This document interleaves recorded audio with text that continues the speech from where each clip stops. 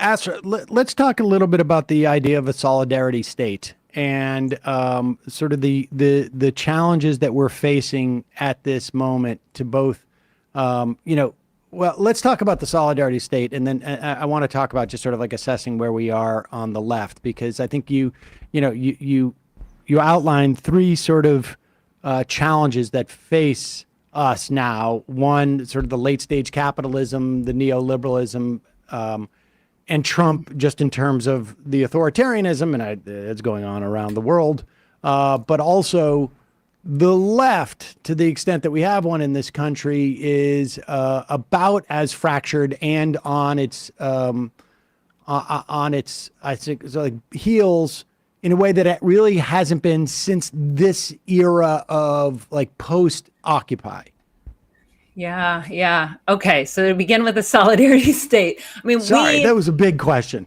Yeah, there's a lot there, and I really felt it. I mean, so we talk about solidarity at multiple levels. So one, solidarity is something that you build in your interpersonal relationships, right? I mean, you can act in solidarity with movements on your own to a degree.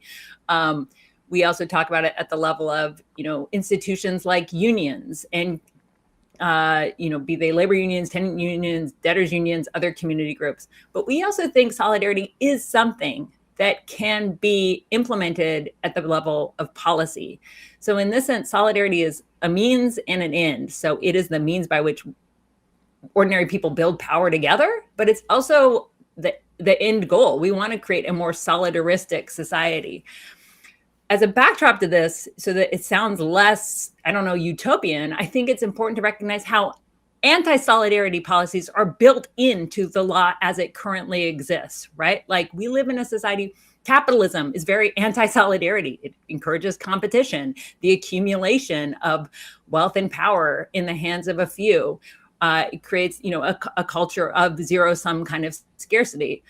And of course, the tax regime that we're talking about, right, is one that doesn't exactly foster solidarity. But you can also see it, very much in labor law. For example, in the United States, we have very regressive labor laws. Solidarity, or what are sometimes called sympathy strikes, are illegal, which means that if there is a strike at Amazon, for example, UPS workers or FedEx workers or postal workers cannot strike in solidarity as they can in other countries. And we're seeing the criminalization of protests right now. This is part of why it's a tough moment for the left, right? We're seeing the criminalization of protests on campus, but also over the last few years, we've seen a lot of laws that are anti-solidarity passed. So, for example, laws targeting abortion providers, or making it illegal, or offering bounties for people who help others get reproductive health care. We're, in Georgia, in response to the Stop Cop City movement, it is now illegal for people to bail out more than 3 folks a year. So that is targeting, bail funds, which are a key form of solidarity. Many states have passed very harsh measures saying, it's a felony to block a sidewalk or an intersection, or maybe it's actually legal, or you are protected if you ram your car into protesters. So law can be used in different ways. It can be used to attack solidarity, or we are saying to foster solidarity. And so a solidarity state is something, we consider it sort of the next step beyond the welfare state. And a solidarity state would not just aim to redistribute wealth. Well, that's really important, right? It's important to have social policies that are more egalitarian, a more progressive tax code, for example, better social services. But a solidarity state would recognize that we also need to be attentive to relationships, to help people feel themselves as and understand themselves as interdependent citizens. So I'll just give an example and wrap up. The way the welfare state works today, what we have of one, is that wealthy, affluent people get all these invisible benefits, like the tax code we're talking about. Yeah, put your money in a DAF, write things off.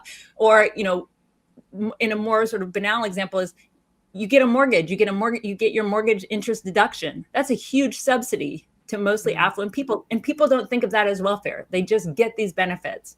If you are working class, you're poor, you're lower, and you seek benefits from the state, they're stigmatized. There's all sorts of bureaucracy.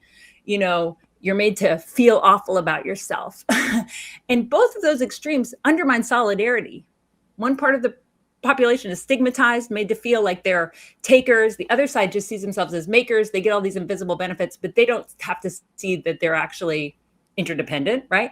A solidarity state would bring all of this, equalize that, bring into the open, and be like, actually, we're all products of society. We all benefit from these social programs, and so we are envisioning, a range of policies that would, again, be progressive in an economic sense, but also really try to create what we call solidaristic feedback loops that help us see ourselves as having stakes, as benefiting from public goods. And we think that would go a long way in terms of creating a different kind of consciousness that would make it harder to roll back progressive gains.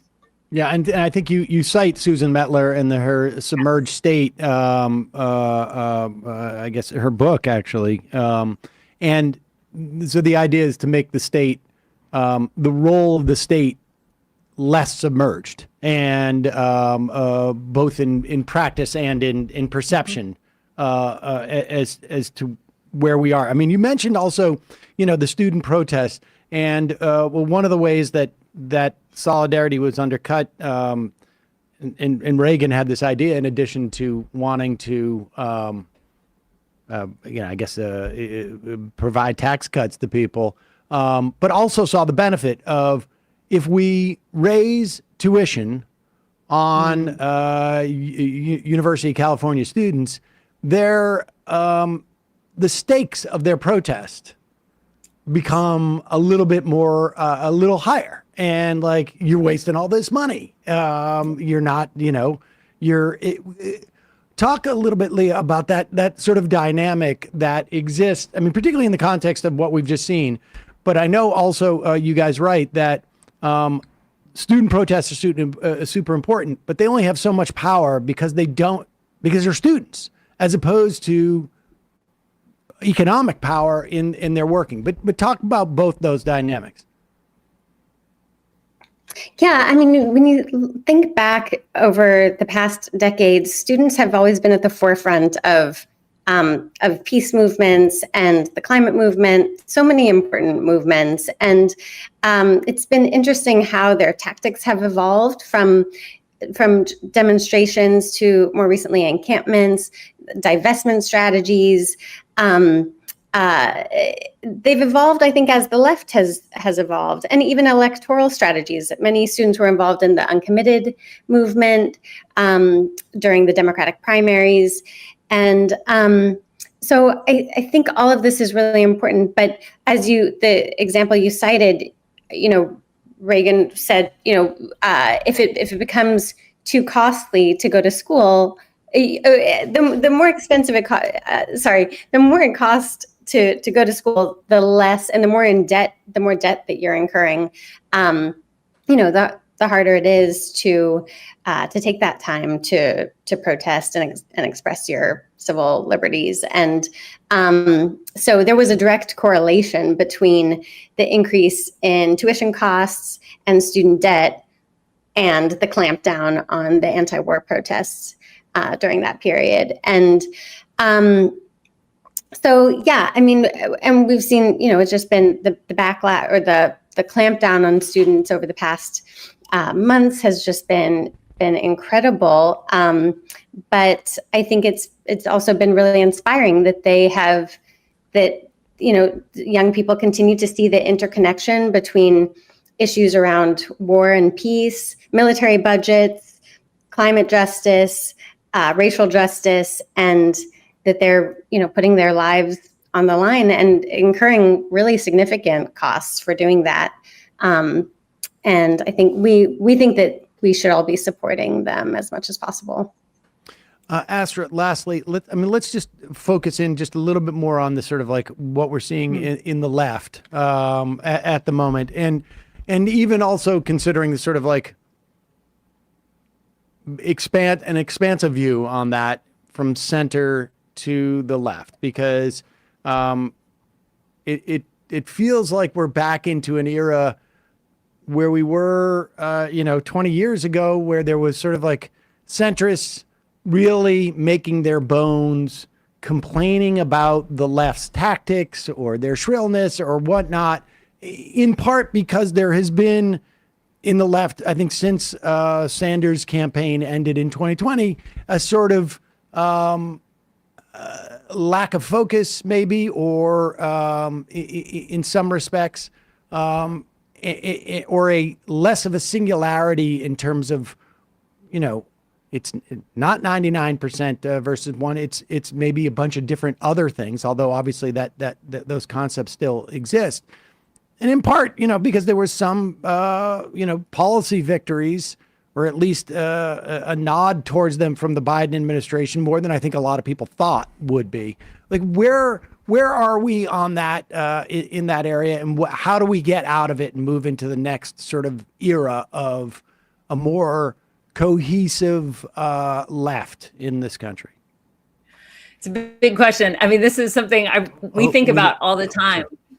Yeah, I mean, it's something we think about and wrestle with all the time. I mean, I think we wrote this book because actually we really think solidarity is the key. I think the left would be on stronger footing if we had a strong recognition of the importance of solidarity as the way by which we build a bigger movement, so that we have power to win more. And that means, building coalitions, working with people who aren't 100% on the same page as you, but always trying to bring more people in the door. I mean, it is a tough moment where we are in a moment of backlash, which is a word I don't really love, because the backlash in the United States is kind of eternal, right? I mean, wherever, there have been movements for multiracial democratic gains, right? There has been pushback, sometimes ferocious, right? If you go back to, the violent suppression, for example, of Reconstruction after the Civil War. I mean, look at backlash after the Civil Rights Movement, right? We actually opened the book with A Tale of the Southern Strategy, which was a conscious, use of racial appeals by Republicans, by advisors to the Nixon campaign, to divide and conquer people and play up people's resentments so that the plutocrats could win. And so, the backlash is there, and we also do have to cast a critical glance at our side and be like, what could we be doing better? How could we be smarter? How could we, again, really prioritize bringing more people into our movement and have a long view? Because we're not going to win in one election cycle. And we are working with an electoral system that is really tough. It's a winner take all two-party system. And, that's the terrain that we're fighting on. And it's one that, allows for massive injections of dark money. And so this is the terrain we're on. It's not fun. But we're only going to move the needle, I think, if we are, really, if we stay on mission, if we're really dogged.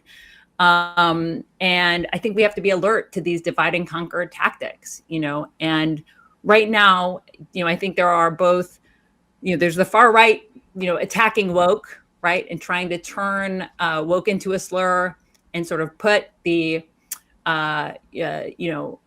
put liberals and the left on the back foot, and to appeal to people's grievances and resentments and talk in this faux populist way. So we have to be aware of that. But as you said, I think there are also a lot of, liberals who are also seizing on this moment to attack the left. And ultimately, they're, assisting an authoritarian project by doing so, right? I mean, when Hillary Clinton comes out and endorses George Latimer against Jamal Bowman, this moment, it's like you're enabling authoritarianism. So we've got to fight on a lot of fronts. It's a tough time, but I do think the left is in a better place than 20 years ago. It's not where we want to be, right. But, I was there too in the post 9/11 era. And I think there's more class consciousness. I think we have a bigger strategic toolkit, but let's not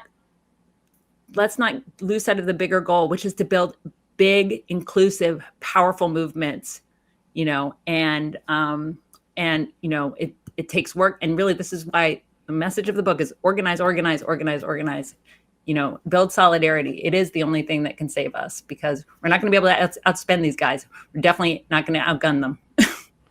I think we could spend an hour on trying to assess Hillary Clinton's endorsement of Latimer, of a guy who has already come out and said, I'm not even going to support Joe Biden's returning, raising taxes on millionaires. I mean, it's pretty stunning, the lengths that they'll go to just to prevent one progressive voice in Congress in that instance. But that will have to wait for another day. The book is Solidarity, the Past, Present, and Future.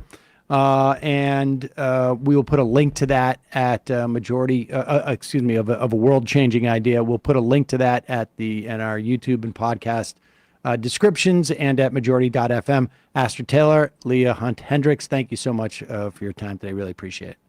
It's always a pleasure. Thanks for having me. Bye-bye. Thanks so much. Good to see you all. Hey, folks, don't forget to hit the subscribe button and check out our daily show. We do it every day at 12 p.m. Eastern for about 2.5 hours. We even take phone calls. You should check that out.